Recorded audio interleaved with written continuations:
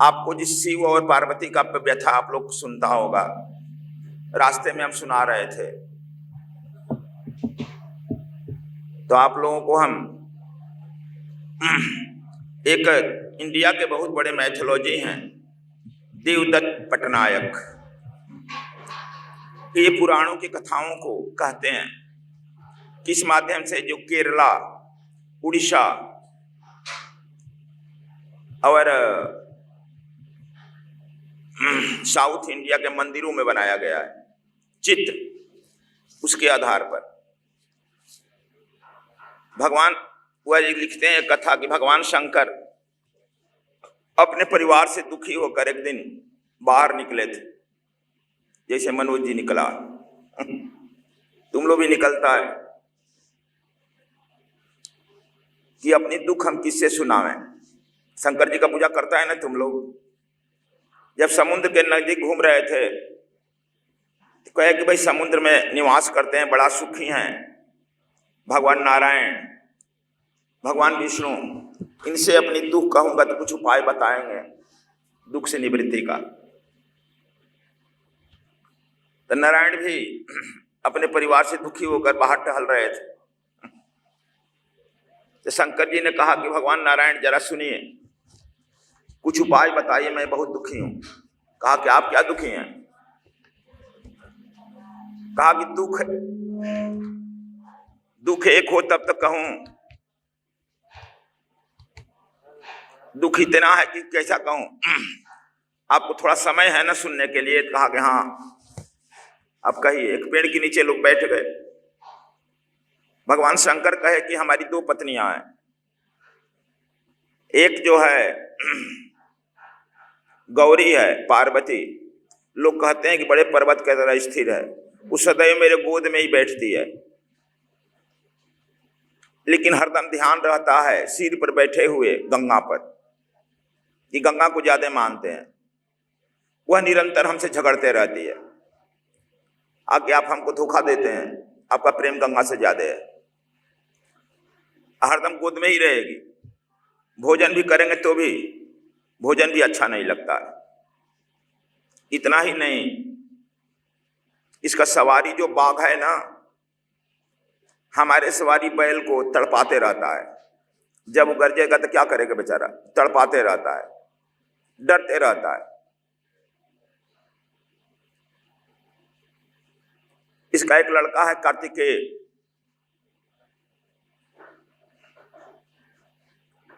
जब वो आता है तो हमारे कमर में रहने वाले दिख रहे हैं सर्प ना, सब छोड़कर भाग जाता है, हमको नंगे रहना हो जाता है।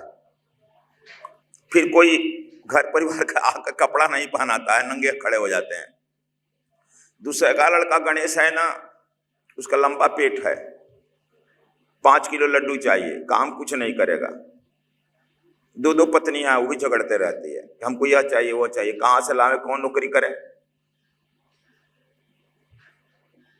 उसका सवारी जो चूहा है ना, वो हमारे सर्पों को तड़पाता है कि भोजन नहीं करें। सर्प का तो सबसे प्रिय भोजन चूहा है, लेकिन किसी चूहा को खा लेगा तो सर्प डरता है कि गौरी उसकी मां बिगड़ेगी, मारेगी,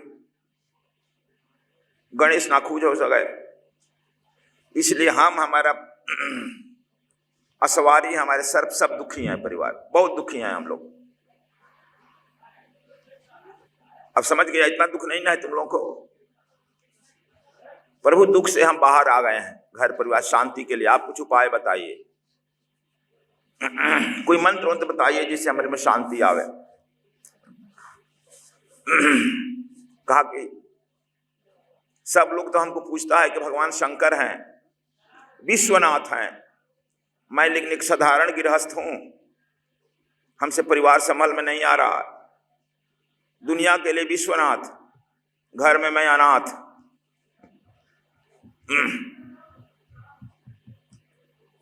तब विष्णु भगवान कहे कि अरे भैया तू हमारे बारे में भी तो सुन लो।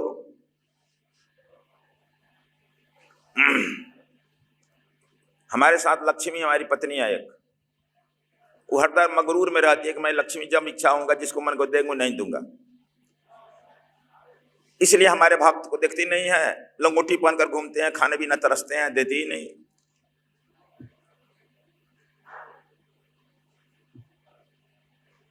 दूसरी पत्नी है भूदेवी, दोनों लड़ते झगड़ते रहती है, इसलिए लक्ष्मी हरदम साथ रहती कि नहीं उसको हटाओ।